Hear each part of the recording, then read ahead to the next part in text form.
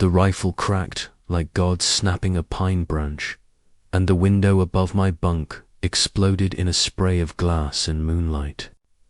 I rolled off the mattress, Winchester already in my hands, heart hammering so hard I tasted iron.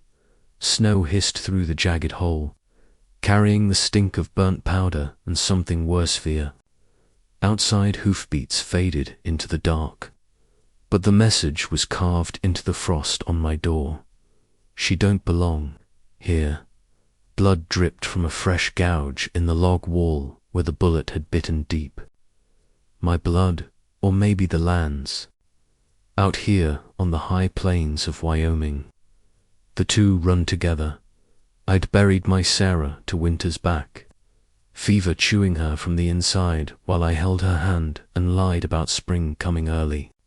Since then, nights were just long drinks of silence and the wind arguing with the chimney. But tonight the silence had teeth. I pulled on my boots, coat half buttoned, and stepped into the bite of -. The lantern swung wild in my fist, painting the snow gold and red.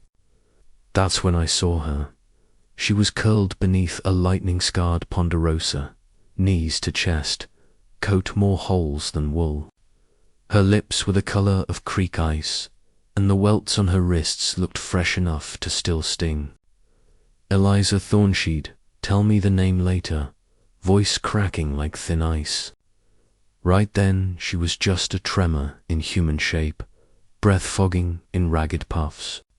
I'd seen men die slower on the trail to Oregon, pride keeping them upright till the cold took the choice away. I knelt, slow, the way you approach a spooked Mustang. Easy, darlin'. I ain't the devil, just the fool who answers doors at midnight. Her eyes storm grey and wide-snapped to mine. No trust, but no running left in her either. I shrugged out of my sheepskin coat and draped it over her shoulders. She weighed less than a saddle. Name's Jack Harlan. This here's my spread, such as it is.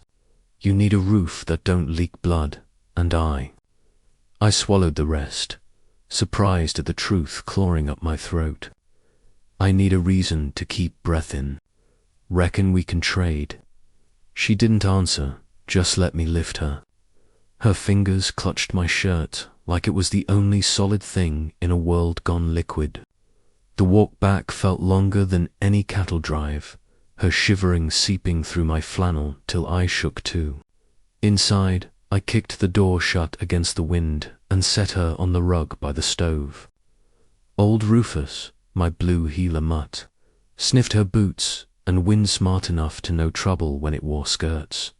I stoked the fire till it roared, then ladled venison stew thick enough to stand a spoon. She ate like she'd forgotten food had flavor, tears cutting clean tracks through the grime on her cheeks. Between spoonfuls she told me, voice barely louder than the pot hiss, how her Popricher thorn had been strung up in silver bough for preaching against the mine owners, how the congregation torched the church with her ma still inside, screaming psalms, how the wagon train voted her out at gunpoint, calling her Jonah, calling her curse. They said my shadow blights the corn, she whispered. Said I'd bring the winter down on their heads. I poured coffee black as sin and pushed it across the table. Folks'll blame the sky for falling if it suits M. Out here, winter comes regardless. I didn't tell her about the bullet that started the night, or the way my hand still shook when I cleaned the Winchester. Some truths you save for daylight. Sleep didn't come easy. I gave her Sarah's old room, hadn't opened the door since the funeral and took the floor by the fire. Around 3, the wolves started. First one howl, then a chorus, close enough to rattle the shutters. Rufus growled low. I cracked the door, rifle up. Yellow eyes ringed the corral, lean shadows pacing the fence line. The pack had scented fresh weakness. I fired once into the dark. The leader dropped with a yelp, blood steaming on snow. The rest scattered, but I knew they'd be back. Everything hungry always is. Eliza stood behind me in my coat, Sarah's Colt Navy dwarfing her hands. "I can shoot," she said, surprising us both. The tremor was gone from her voice, replaced by something brittle and bright. I nodded, throat tight. "Then stand ready, Sheila. Dawn's a long ways off." By morning the snow had stopped, but the quiet felt loaded, like the hush before a stampede. I stepped onto the porch to check the stock and found boot prints circling the cabin 3 sets, heavy, deliberate. One set dragged a spur that left a crooked smile in the drifts. Someone had come calling while the wolves kept us busy. I glanced back at Eliza framing the doorway, hair wild, eyes older than sin. Whatever storm had spat her out wasn't done yet. Old Man Whitaker from the Bar W rode up at noon, face creased like saddle leather. "Heard shooting. Jack, you caught in trouble." His gaze slid past me to Eliza and hardened. Word spread. "Folks say she's marked. Say she soured the milk, rot the hay." He spat tobacco juice that froze mid. "Silver Bow's token quarantine. Might be best if she keeps moving." I rested my hand on the butt of my Colt.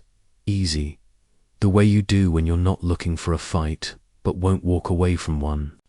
She's moving nowhere till spring thaw, Whitaker. And if the town wants her gone, they'll have to come through me." He studied me a long beat, then the dead wolf, still steaming by the woodpile. "Stubborn as your daddy, Harlan. Hope it don't get you both planted." He wheeled his horse and left a trail of frost and warning. Eliza watched him go, arms wrapped tight around herself. "You don't owe me this," she said. I met her eyes, saw the war inside gratitude wrestling terror. Maybe not, but I buried the last person I loved without a fight. Ain't keen on repeating mistakes. The wind kicked up, rattling the tin roof like distant gunfire. Somewhere out there, boots were walking, spurs singing, and in the quiet between heartbeats, I felt the land shift under us, the way it does before an avalanche decides to fall. I didn't know then that the next weeks would try to kill us 5 different ways: fire, lead, lies, and the slow poison of doubt. Didn't know I'd teach a preacher's daughter to rope wild mustangs, or that she'd teach me. Prayers weren't just words for the dying. All I knew, standing on that porch with snow in my beard and her shadow at my boots, was that the hole Sarah left had started to fill with something fierce and breathing, and whatever came riding down from Silver Bow, it would have to go through both of us.